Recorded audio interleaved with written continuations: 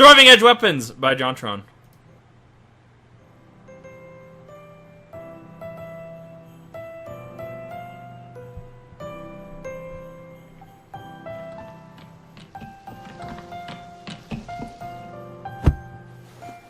Bag. Oh my gosh, it's really... We did it. All right, ready? 3, 2, 1, go. Excuse me, Mr. Kringle, sir. We know you're probably real busy tonight, but we thought we'd give you these. You know, to keep your strength up for the long journey. Oh, you kids. Santa's got something very special for you. Oh! Oh. What if this happened to you? Would you have been able to protect your family from Santa's relentless flurry of edge-based attacks? Yes, you have no idea how many swords I own. You have no idea how many swords I own. Worry not, though. Those kids were on the bad list. But what if they weren't? That's exactly why you need this. Surviving Edged Weapons, the best police training film ever made. Never again succumb to the evil of any pointy object, no matter how long, sharp, or delicious.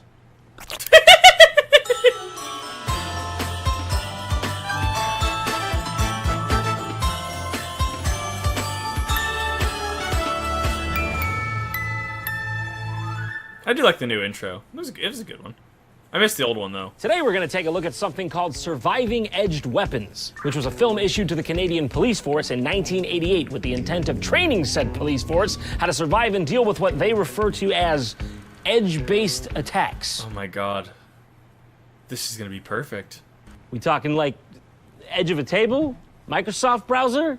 Well, none of those actually. What they mean when they say edge-based attacks is primarily blades, with often comical and novel examples. So yeah, this was meant to be an actual documentary for police on how to best avoid and deflect situations involving knives, katanas, chainsaws, you name it, okay? Basically anything pointy. Pencils. You gotta see this one to believe it. So let's watch. From the beginning, man has possessed the attributes of the animal. What? And from his human inventiveness came weapons that could puncture and slash his enemy's flesh. Did we really have to go back to the fossil record to determine the origin of the shiv? We're going back down the family tree to Homo erectus to find out why man's got an unquenchable thirst for thrusting. He developed the instinct, speed, power, dynamic movement. And to illustrate this raw primal vigor, we've found the fattest, most mentally incapacitated looking caveman we could possibly find. Amazing. Gradually, which has changed very little, man created a knife culture. A knife culture. Can someone please explain to me what exactly constitutes as knife culture?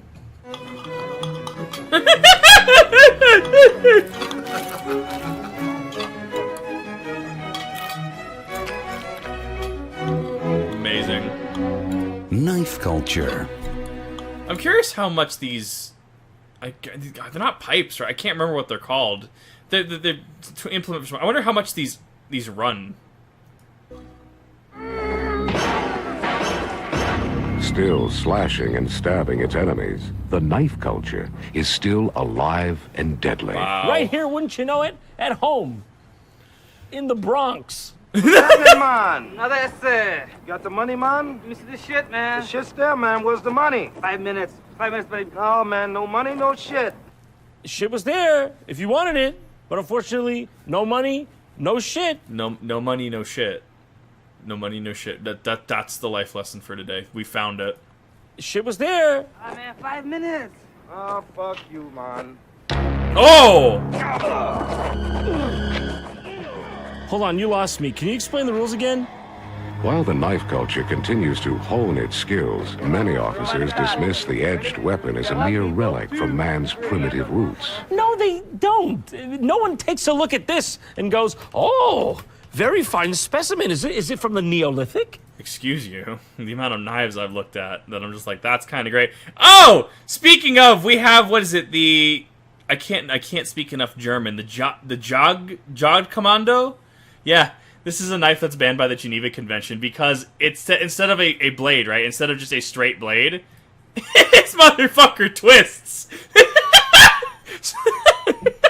So instead of a little slit, it leaves a hole.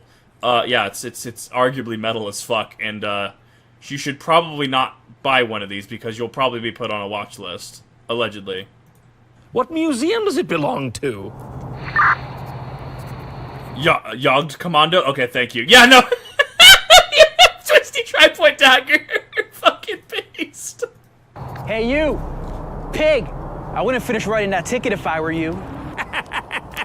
Okay, wow. Real scary, Fred Flintstone. What are you gonna do next with that thing? You gonna jump in this car, hop in this car, paddle it with your feet like Wilma and Barney?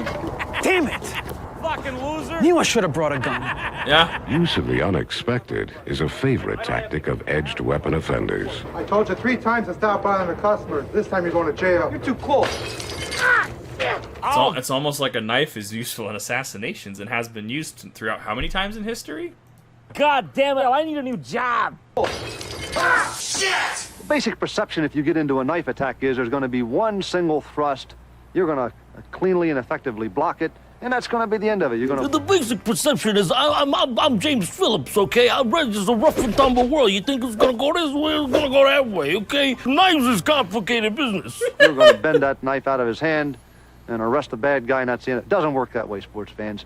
You hear that, sports fans? You're lagging behind. You're making resident knife expert James Phillips have to repeat himself. Get your shit together. Fucking sports fans. Things go from bad to horrible real quick. Yes. Right away, you're in deep shit. Yes. You're in bad shape. You're in a bad place. You're in what I'd call it not good, in a lower than ideal, not where you'd want to be situation. Our goal is to help you avoid becoming an edged weapon statistic by teaching you how to make a proper threat assessment and how to react with control. Now, what we really want to instill in you is not just how to spot an edged weapon, but also what to look for and what to do about it. Okay, in fact, just behind me right now, it's a great example. We don't know what that could be. You could just see the hilt of his sword poking out there. Could be his Zweihander, a katana. Jumping, Jehovah. Is that not a falchion? Is that not what that is? James, that's a scimitar he's got. Very formidable sword. Don't want to tangle with that thing. Designed to kill when making contact with the body. Now remember, the first thing you got to do in this scenario is stay calm. If you don't kill him on the first shot, you've always got 4 more. Yeah. Hey, I got him in 1, but don't feel bad if you don't, okay? Take as many tries as you need. See, what I want you to really internalize is that this method is nearly 100% effective, because even if he does manage to get in close, okay, he's really not going to want to get hit with those slugs, okay? He's going to avoid it, as you can see, at all costs, because it's going to hurt and burn his internal organs. Edged weapon attacks often occur in unlikely situations. So, as someone mentions the 20-foot rule, the 20-foot rule is under a very specific set of circumstances. If the assailant with a firearm, or the person with a firearm, if they are untrained, it can work. It is a high skill ceiling to come into measure, but you can do it. If you're looking at a trained officer, if you're looking at a trained cop, if you're looking at a trained member of the military, you're looking at someone with military experience, suddenly the 20-foot rule just doesn't fucking work. Like, there is a massive skill discrepancy there.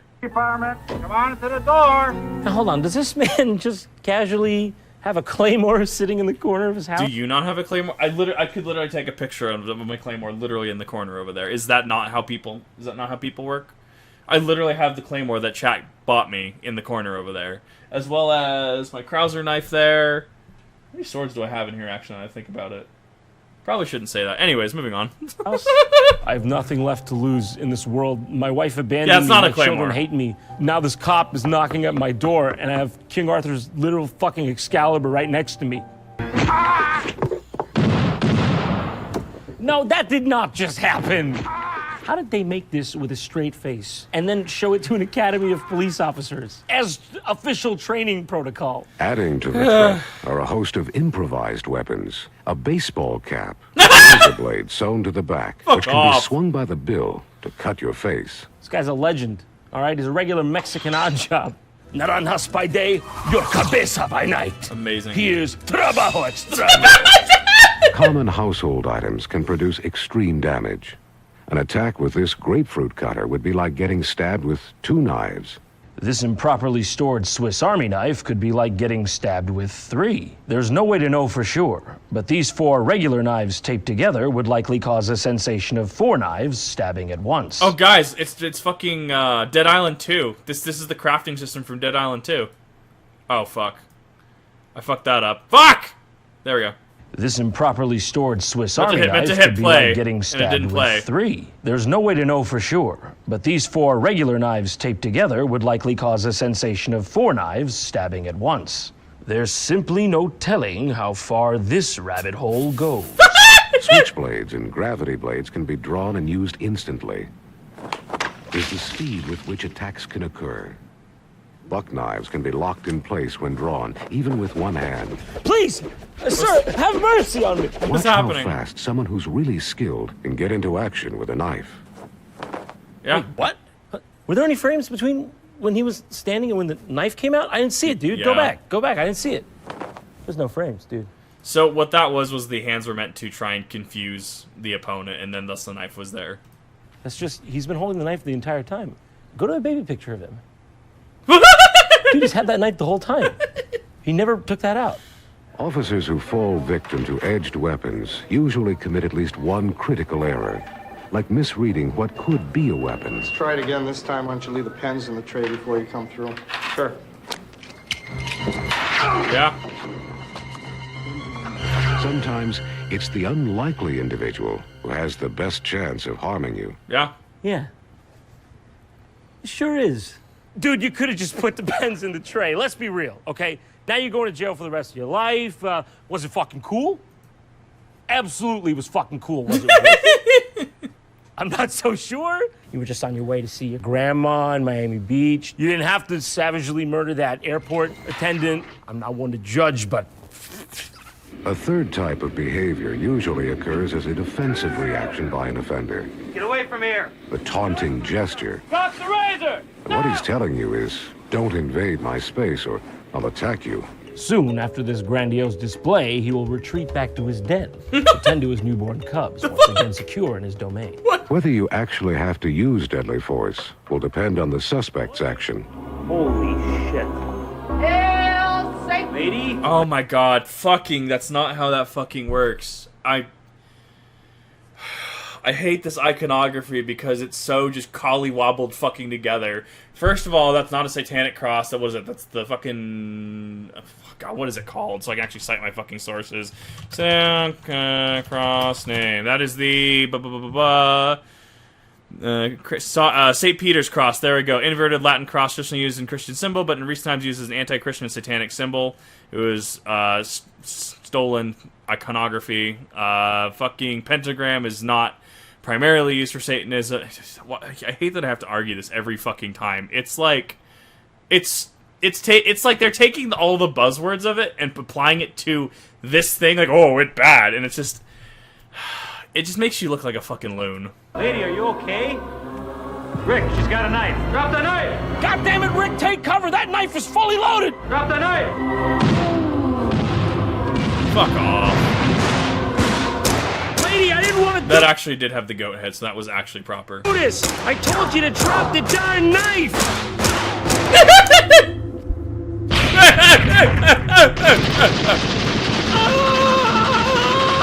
When you do have to use your firearm, remember this acronym. SMENS. Go on, take notes. You better not forget that. SMENS? Smens. Smens. That's Smens. How could you ever forget that? You shoot to stop the attacker's threatening action. Sure. Shoot, that's a good one. Remember that. Shoot first, men's later. You move out of the attacker's path. Where you moving to? You on the run now? Quick, get out of there before the police come. Oh, wait, I am the police. You're going to jail for a long time, son. You evaluate whether the attacker has been incapacitated. Yeah, I shot him. He's dead. You neutralize the continuing threat if it has not been stopped. They're down, but they're still squirming. Gotta double tap. Fuck off. That should not have been funny to me. Neutralize. Okay, this one was already accomplished in step 1, in step shoot, okay? Don't need this one. It's redundant. And finally, you scan the area for other threats. You're the threat in this particular situation. So unless you're scanning in the mirror, don't scan. Should really just be smear, if I'm being honest. You don't even really gotta evaluate. Just unironically, no. Never watched Zombieland. Actually, don't even gotta move. Just shoot. Just remember to shoot the guy. That's really all it's gotta say. Dog. No! He's from the ATF, right? How many edged weapons do you see now? Fuck off. What? No, no, no. What? What?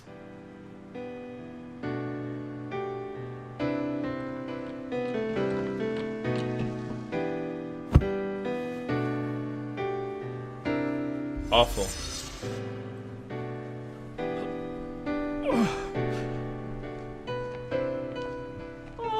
Oh, I didn't expect to see you two again this year on account of the aortic ruptures. The aortic This year, have you been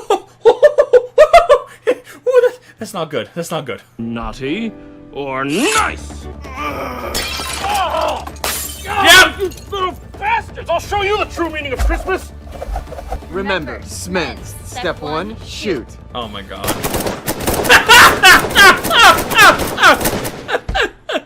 Step 2, move. Yep. Perfect. Step 3, evaluate. Step 4, neutralize. Step 5, scan. Fuck off. Flawless victory.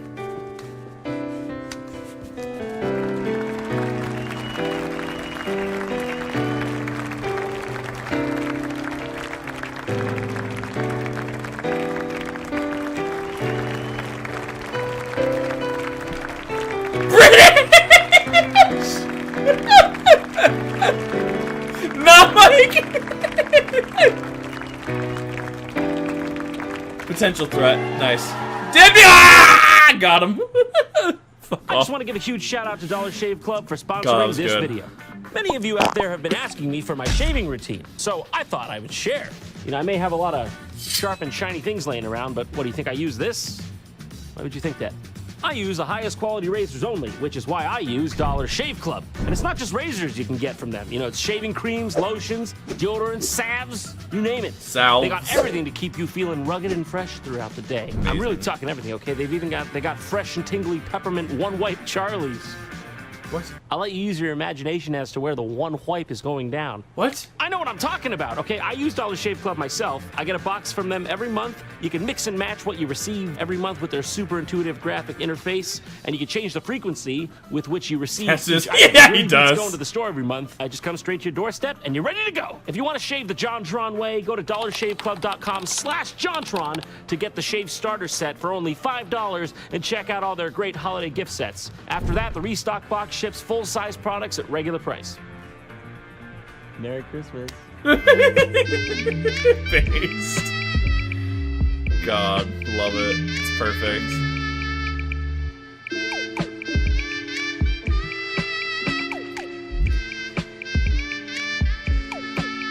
JonTron continues to be based.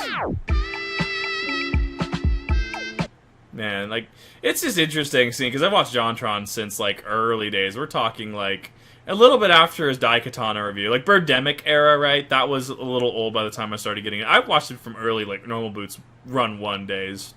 Him and Dry Khalil Completionist. It's been very interesting to see how their styles have just evolved over the years. This was fucking amazing. I loved this.